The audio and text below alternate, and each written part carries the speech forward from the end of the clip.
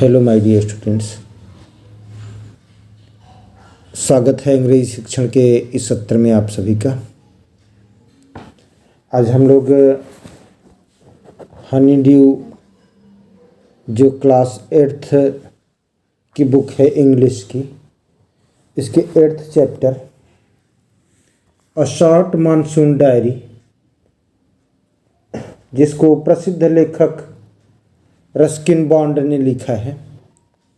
A short monsoon diary means एक लघु monsoon diary, जिसको प्रसिद्ध लेखक रस्किन बॉन्ड ने लिखा है। ये डायरी से लिया गया है, रस्किन बॉन्ड की डायरी से। इसमें प्रकृति के जादूगरी और ज़िंदगी के छोटे छोटे दुख सुख की चर्चा की गई है। मानसून के महीने में लेखक ने अपने अनुभव, मसूरी में बिताए गए अनुभव, प्राप्त किए अनुभव को साझा किया है। जून महीने के अंतिम सप्ताह में मानसून का आगमन होता है और यह अगस्त तक रहता है मानसून। प्रस्तुत चैप्टर 2 भागों में विभक्त है। पहले भाग में जो डायरी में लिखा है 24 जून 25, 24, 25 और 27 जून का वर्णन है, तथा दूसरे भाग में 2, 3, 12, 31 अगस्त का वर्णन और 3 अक्टूबर, 26 जनवरी और 23 मार्च को हुए अनुभव का वर्णन किया गया है।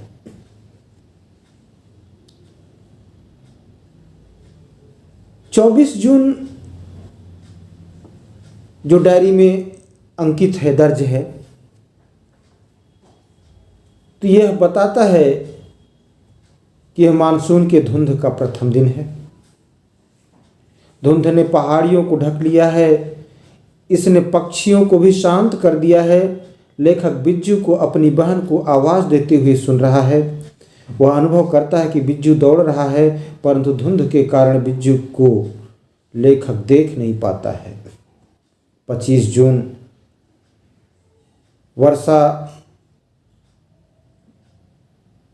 गर्मी और उमस से भरी है। यह उतनी असुविधाजनक नहीं है जितना कि सर्दियों की वर्षा।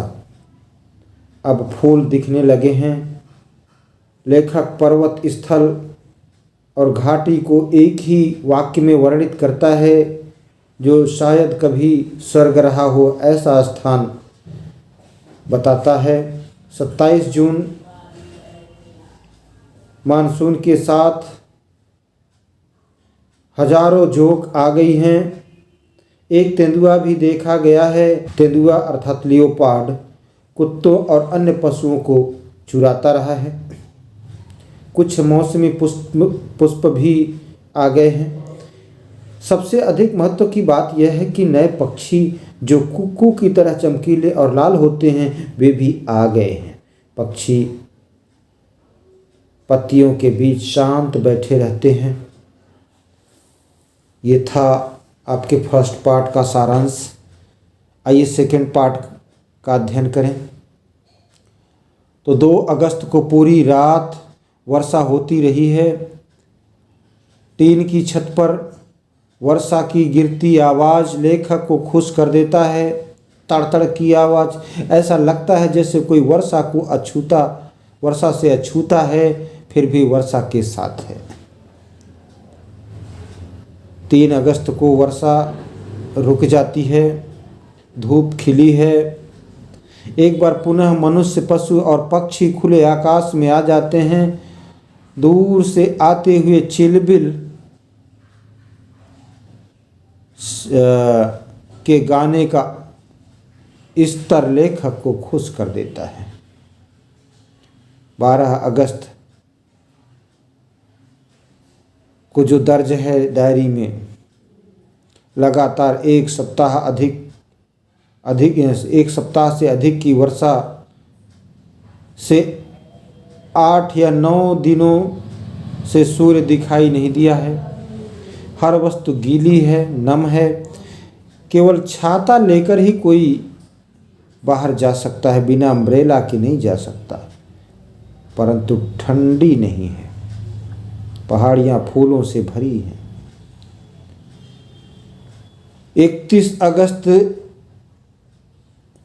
के अनुभव को साझा करते हुए लेखक कहता है कि यह आखिरी दिन है, मानसून अपने चरम पर है। कोब्रा लिली के बीज लाल होने लगे हैं। यह इस बात का प्रतीक है कि अब वर्षा समाप्त होने वाली है। सभी गड्ढों में वर्षा का पानी भर गया है, इसलिए सर्प, चूहे इत्यादि छोटे छोटे जीव जंतु छतों, टाड़ों और गोदामों में शरण ले चुके हैं।